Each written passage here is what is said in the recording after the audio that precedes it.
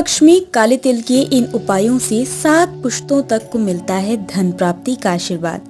पितरों को होती है मोक्ष की प्राप्ति। भाद्रपद मास में पितृपक्ष 29 सितंबर से शुरू हो चुका है, जो पूरे 15 दिनों तक यानी कि 14 अक्टूबर पितृ अमावस्या तक चलेगा। इस दौरान अपने अपने पूर्वजों को प्रसन्न करने के लिए उनका श्राद्ध और तर्पण किया जाता है।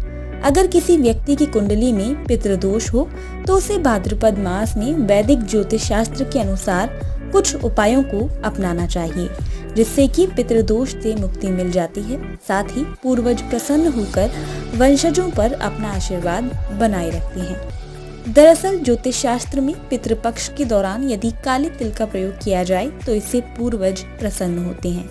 इतना ही नहीं, काले तिल से किए गए उपायों से पितरों की आत्मा को शांति मिलती है और मोक्ष की प्राप्ति होती है। पितृ प्रसन्न होकर वंशजों को सुख समृद्धि का आशीर्वाद देकर जाते हैं।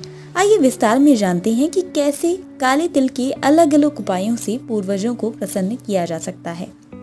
पितृदेव की करें काले तिल से पूजा।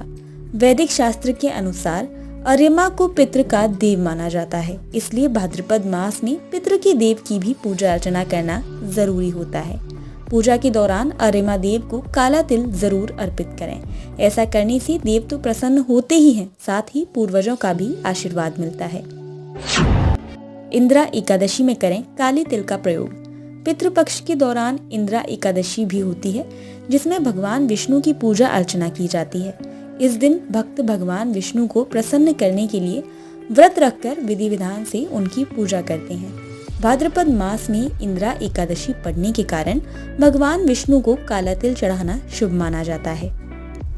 इससे भगवान विष्णु के साथ पितृ भी प्रसन्न रहते हैं और घर में सुख और समृद्धि बनी रहती है।